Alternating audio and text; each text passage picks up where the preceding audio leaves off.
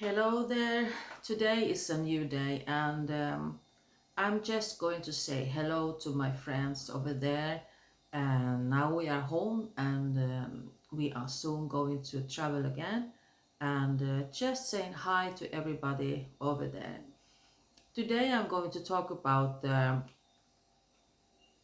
something about uh, the life and the muscles of life.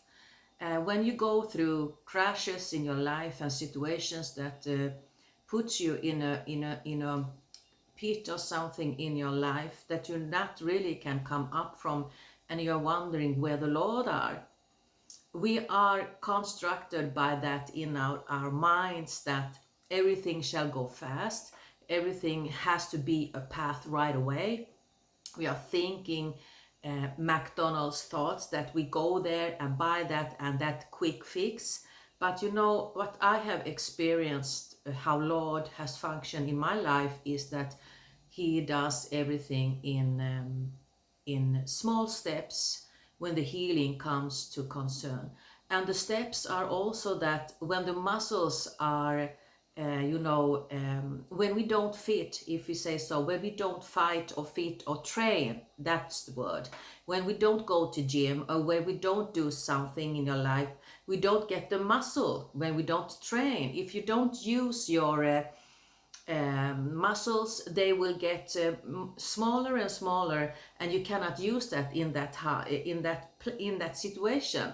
That's also in the spiritual, in relationship. If you don't train and come up once again to train, if you got burned out also in relationship, or the loved ones, you have lost your friends, you have lost your wife or your husband, and you got sad and broken in your heart, that can be the picture of that muscle. And you are in that group, not group, but you call the hole in English, the hole, the pit, and you think that I will not come up from this hole because that pit, because it's so hard to get to know another person and start to love once again, start to move once again, start to train, work in that place, that muscle.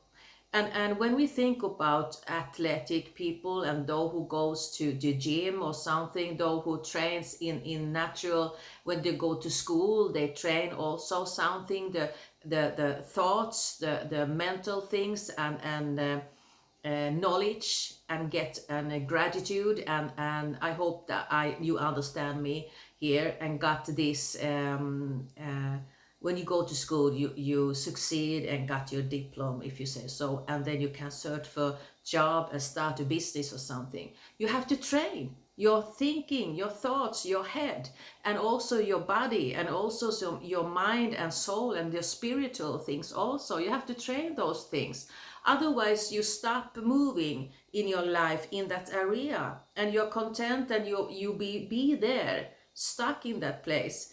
I see this picture of a wall that got broken and fall down. All the stones are falling down, and you have started right now to build up that wall in your life.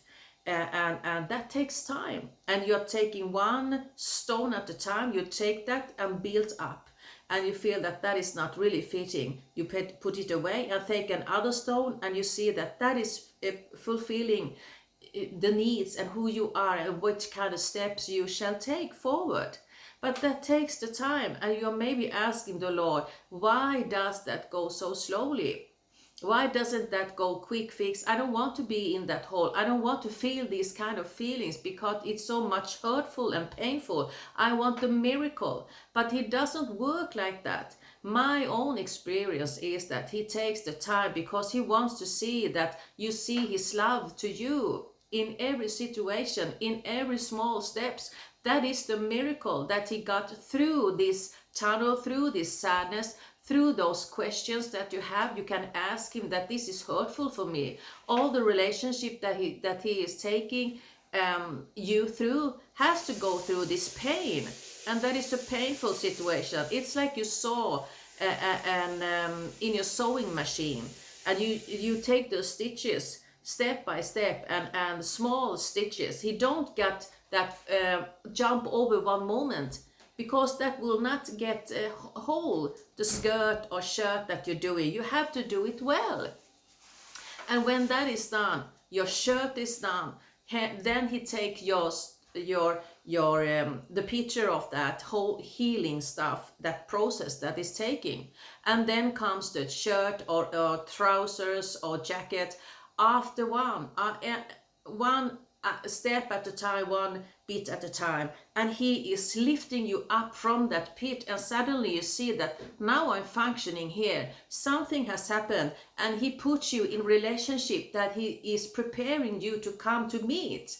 And sometimes also when you started to move and you have decisions to make, shall I go right or left, he give you the opportunity to choose that decision also. Okay, I will try to move forward.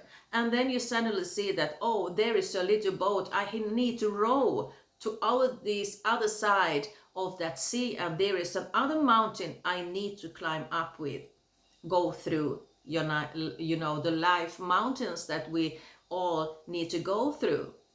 And maybe you're wondering, why did I choose that way? I want to go back, but we cannot go back and start over again when we decided these huge decisions maybe 5, 10 or 4, 3 years ago. Because of course we got tired. Jesus was also tired and needed to be alone and so on. And we are humans also, and we have also our thoughts and abilities, so we can see what is our own limits. He wants also us to see who we are. Where are your limits? What do you like? What don't you like? Because when you go through situations in your life, that is like a crisis, if you can say so also. Life crisis also that you can put in that. Also crisis in your belief that you are like Thomas, that you doubt things. And we shall go through that. That is nothing to be ashamed of. That we doubt, that is okay to doubt. And that is so fantastic to see that when we doubt, somebody is not doubting us. That the Father God is taking care of all the things that we are as a Carita, as a John or David or who we are. He takes care of everybody around that person that we are. And there is all the question and all the things that we can be like children who are sad and are on, all the thoughts that we have. And you are here. I see this something I need to share to you and cheer you up, that is the journey. You will come up, you will rise, you will do that. And sometimes maybe you hear that you will rise up now, you will glow right now. But sometimes I really feel that God is taking us through journeys. So he also polishes us through that journeys. And we can also feel that what you call when you have that boat and you throw that out, I lost the word, that goes in the deep of the sea, that you can feel in your heart, really in your every bit of your soul and heart, that Jesus is there, that he loves you, that we can feel the love of the Lord personally, not in common love for every single person out there, that you as a person, that he sees you, that individual person with your individual needs and longings and what you have in your heart, because it's your relationship with yourself and your relationship with the Lord that is what matters. His love for you, that we can feel that even though we go through these battles, nobody is there, no persons are there in the journey.